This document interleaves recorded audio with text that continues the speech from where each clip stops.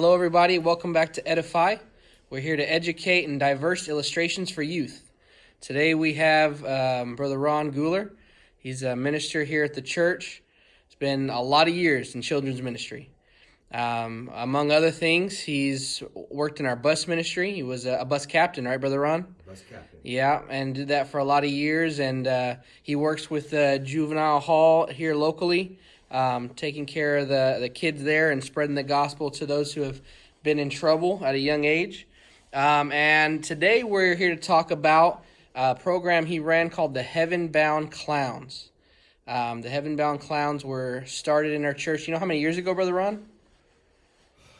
30 years ago. Okay. From what I remember growing up, it was a little bit controversial because we weren't sure if the silliness of clowns was okay for the soberness of Jesus and the gospel. Now, that's just things that I remember as a young person, but our pastor fully supported it from what I understand. Is that correct? Yeah.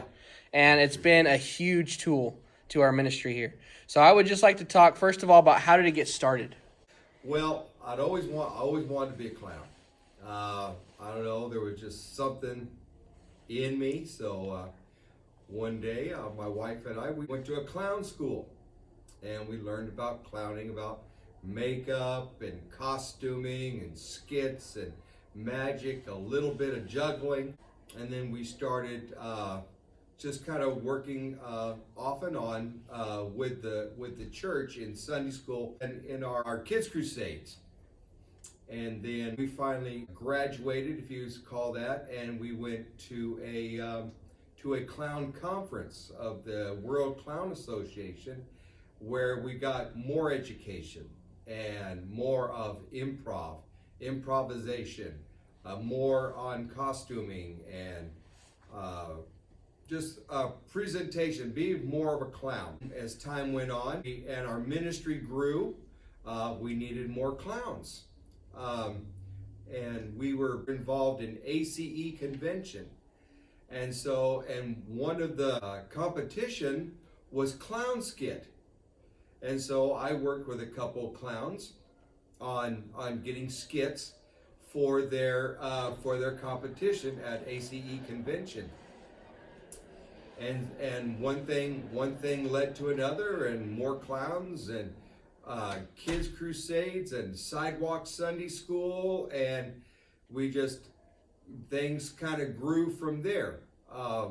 Then our pastor, they started a Holiness and Ministries conference, and we would always put on a super kids night. Our part was to do a pre-show, a entertainment of skits and object lessons and magic. And then we would have, during that service, would have a gospel skit that went along with the program or the theme of that night. Now, I remember certain skits growing up that I saw. Are most of those original, or do you get your material from a certain place? Well, some of them were original. We were just brainstorming and get ideas. We would go to YouTube, taking maybe a skit with a secular idea and gospelize it. We would turn that into something that would have a good moral lesson or a gospel lesson. And we had done several of them. One of the skits that we did, Sister Liz Wilhite, we come up with a skit. It was called the Jesus Shaped Hole. And we would play background music, no talking, which probably is the best because you don't have to remember any lines. And she just basically pantomimed. And what it was she would wear a heart around her neck with a big hole inside.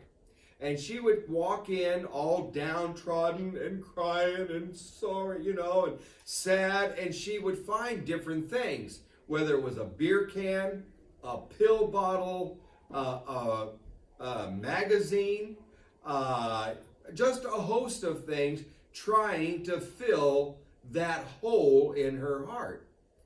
And finally she sat down and she was just upset and crying and and she would, pray, and then she would look down, and down at her feet was a heart, and in the middle of that heart it said Jesus.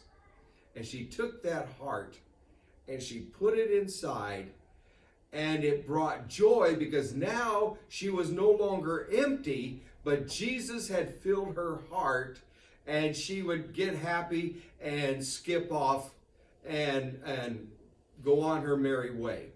And then another skit that we did, and it was called the Pig Pen of Sin. I took this from the Prodigal Son, and Goober would walk in, and he would see a plate, and it said free samples.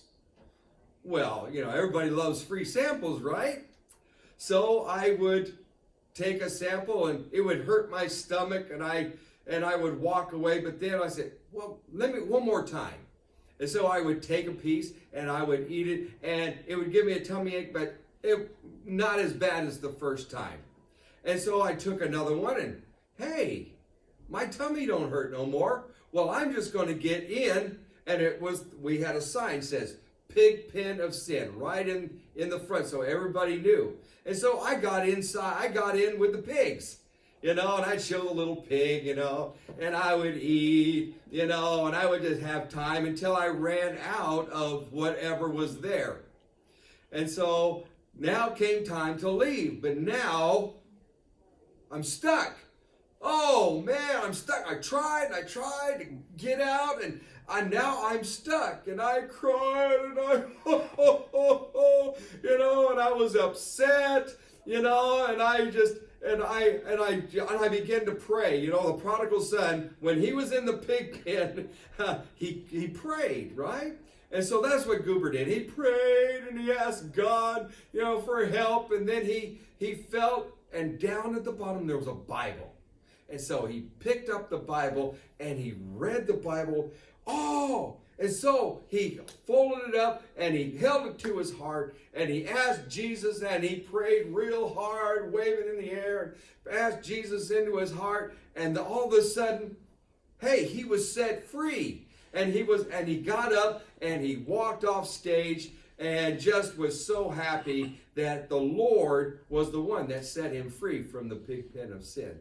So there's a couple illustrations or a couple skits that we kind of just came up with, have a gospel message or a message of hope and something that would fill our lives. That's awesome. We'll go backwards just for a minute. Kind of talked about how you got started. How do we decide to start using this as part of our children's ministry? They came, Brian and Susie came and asked us, could you have a skit for our kids crusade? And so that's kind of how it started. We had another clown. His name is Rollo, and his name Larry Snell. Rollo was our first clown. I guess you would say he kind of started it all off, and I just kind of followed it a little further. And so that's kind of how that happened. Perfect. And then if anyone sees this video and likes the idea and wants to try it at their own church, do you have any tips or ideas of how they might get started? Best way to get started, you could go to Clowns of America or a World Clown Association, and every city has a clown troupe or a clown club, and that's the best way to get started. We always call them brand new clowns. We call them First of Mays. It's just an old circus term. But newbies really don't know what to do and how to put on makeup. But a good clown club will help and mentor and get you started on the right track. And then if you decide you'd like to go to a clown conference, World Clown Association every year has a convention.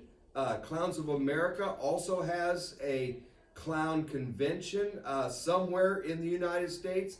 And now we even have one, it's called the FAVE. It's about family entertainers, and which has to do with balloons and magic and clowning and puppetry, everything having to do with family entertainment they have that going on now.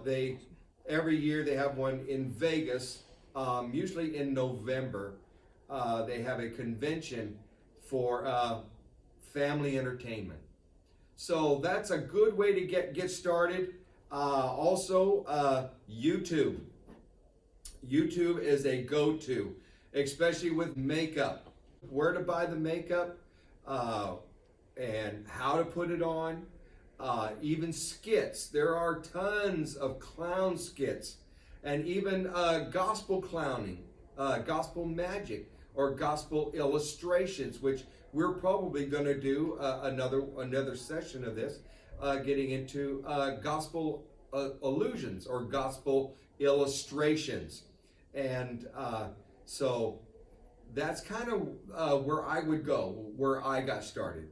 You know, it just happened to be that we had a clown school that's called the Fresno School of Clownology, and we just went, and we had a good 12 weeks of fun, and then we got to graduate, and and stuff like that. But that's probably the best way to get started in clowning, is to find a clown club where you can get that good mentorship from. Okay, awesome. And final question. You already mentioned you've been doing this a long time, not just clowning, but ministry in general. And with all the different things you've seen and all the different ways to spread the gospel, do you truly believe that clowning is a good tool in children's ministry? Definitely. Everybody loves the clowns. Everybody loves to laugh. And if we can take the gospel and bring that gospel down to a child's level of understanding, what a tool. Probably one of the greatest tools outside of puppetry and gospel magicians or gospel illustrations. Because one, with clowning, remember, we learn by what we see, what we hear, and what we do. And so if we can bring those three elements, the seeing the illustration, the hearing of the illustration, and maybe even getting involved in the illustration, then it takes that message and it drives that message home to the child, and the child is able to understand and to remember the message. That's awesome. Thank you, Brother Ron, for your time. We really appreciate it. And like and subscribe below.